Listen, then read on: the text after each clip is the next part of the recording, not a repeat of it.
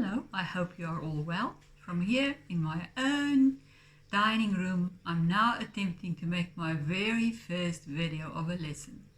I'm scared half to death, but at least if you laugh, I won't hear you. The very first lesson is about poetry, more specifically about the poem Death. Now I want to do it the way I always do it. First read it, then explain it, and then I will read and discuss the PowerPoint with you as well and go through that. It is really a very appropriate poem to be doing at this time.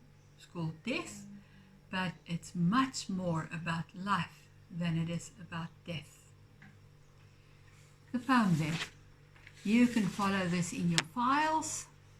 One night, as I lay on my bed and sleep on fleeting food had fled, because, no doubt, my mind was heavy with concern for my last journey. I got me up and called for water that I might wash and so feel better. But before I wet my eyes so dim, there was death on the bowl's rim. I went to church that I might pray, thinking sure he'd keep away. But before I got onto my feet, there sat death upon my seat. To my chamber then I hied, thinking sure he'd keep outside. But though I firmly locked the door, death came from underneath the floor. Then to sea I rowed a boat, thinking sure death can't float.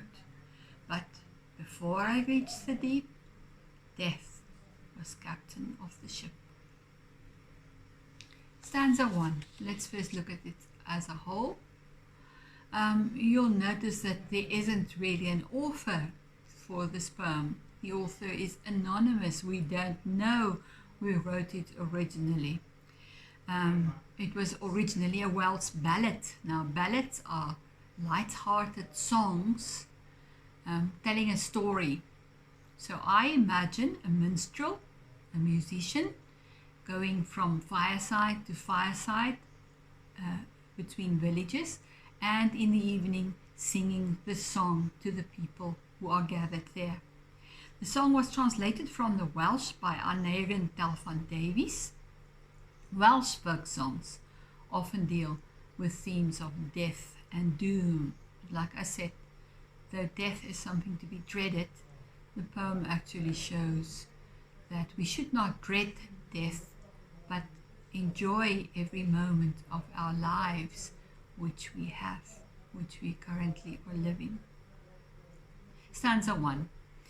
One night as I lay on my bed and sleep on fleeting food had fled, because no doubt my mind was heavy with concern for my last journey. In this stanza, he finds himself at home. He is in bed, but he finds it very difficult to fall asleep because he's so worried about the end of his life, his last journey, which is of course a metaphor for passing away, for his death. Thoughts about death seem to torment him. He just cannot fall asleep. See how he personifies death as a swift, not too heavy, light-footed, athletic person running away from him as he tries to sleep.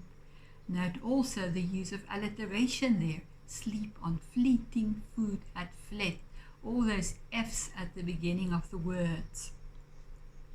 Now, sleep seems to elude him like a person quickly running away, but he keeps worrying about death. Death, then, is described as man's final journey. Stanza 2. I got me up and called for water that I might wash and so feel better. But before I wet my eyes so dim, there was death on the bowl's rim. The speaker gets himself to stand up and he calls someone to bring him some water, because if you wash your face, you might feel better. It might leave you feeling refreshed. Before he starts washing his tired eyes, he starts thinking about death once again. So as he looks at the water, he notices on the bowl's rim, on the edge of the washing basin, death sitting there. Death is everywhere he turns. Stanza 3. I went to church that I might pray, thinking sure he'd keep away.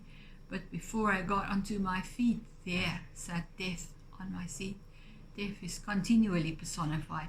He goes to church because church provides a sanctuary, a safe place where we can be away from that which threatens us or which might harm us. He wants to try and escape from death by going to church and perhaps praying. But before he gets up from his prayer, before he gets onto his feet, there he sees, as he turns around, death sitting on his seat.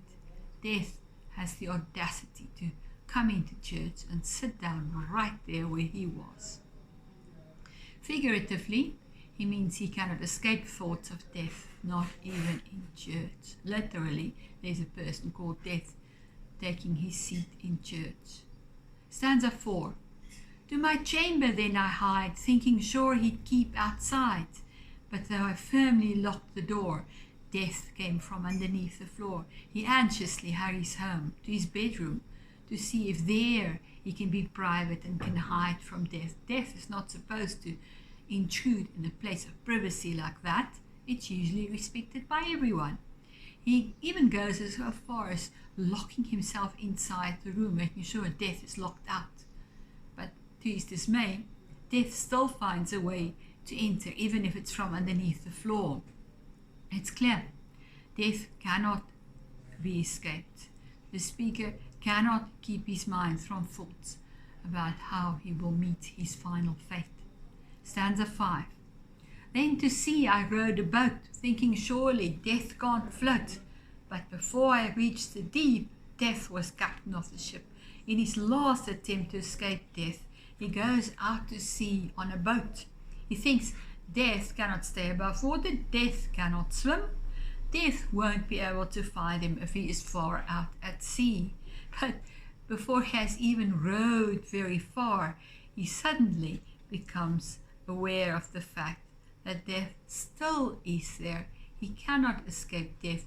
Death is now the captain of his ship. Death is steering his ship and his life to the very end. The metaphor used here, of course, is of the ship being his life, and death still is in control. He does not escape death. So just to reiterate the message of the poem, man should not worry about dying or trying to avoid it, but should rather concentrate on living life to the full and enjoying every moment. So I hope in these days you are really making the best of it. We're now looking at the PowerPoint on death, the way we also always do it in class. So the first slide you'll see is the poem again, which you can read quietly to yourself since we have now read it once. If you look at the next slide, you'll see it's about the author, who is anonymous. It's a Welsh ballad. We have discussed that. So we go to the next slide. The theme is about the inevitability of death and that you cannot escape death.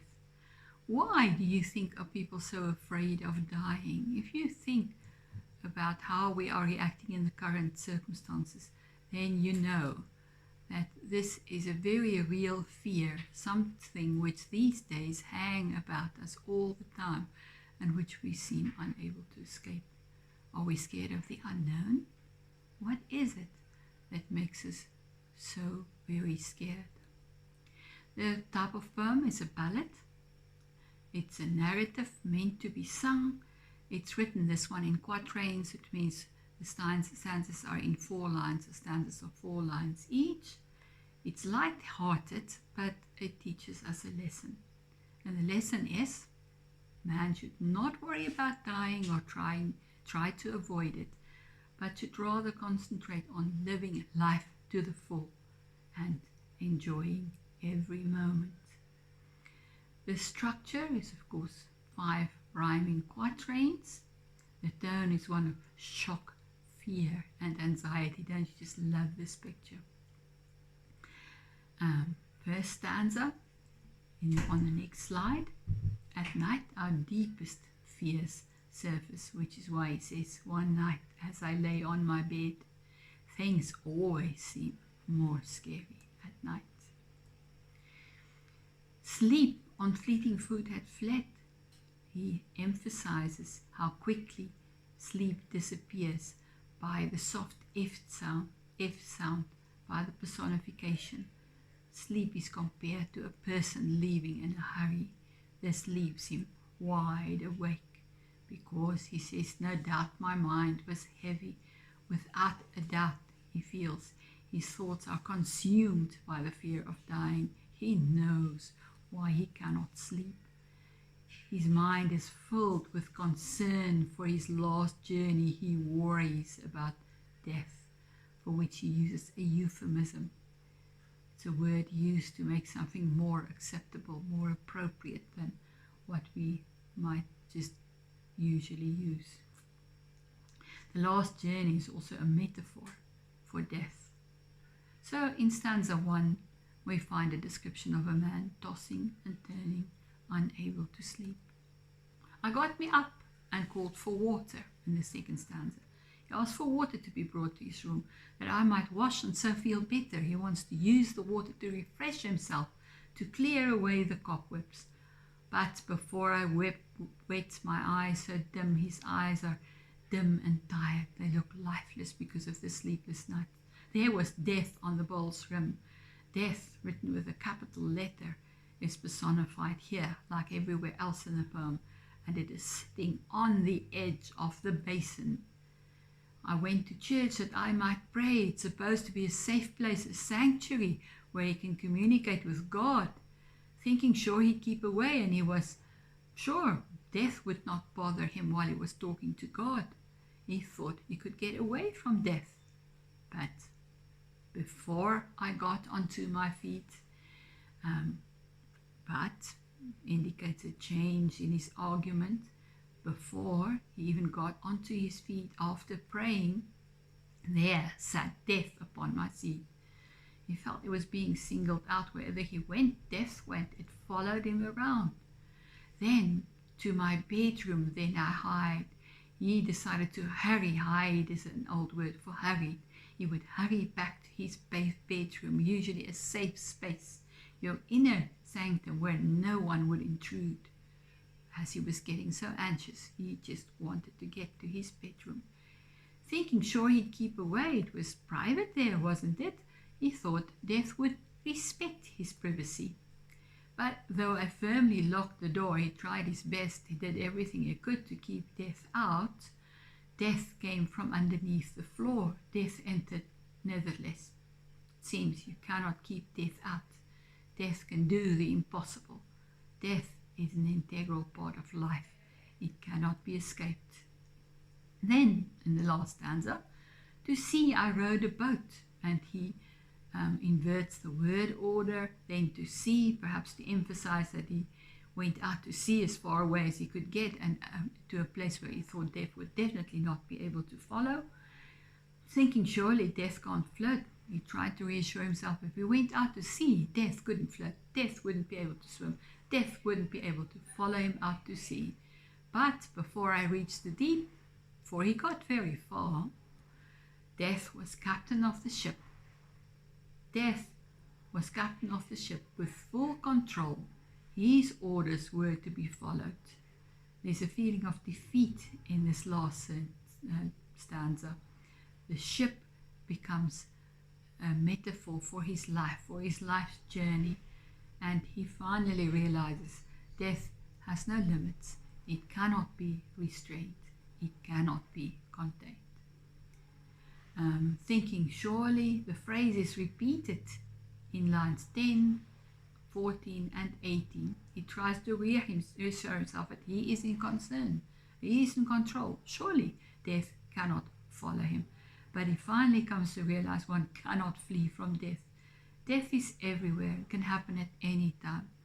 Death is part of life. And if we spend our lives worrying about death all the time, we might just forget to live, and to live for the moment and to the fullest. Death is not the greatest loss in life. The greatest loss is what dies inside us while we live.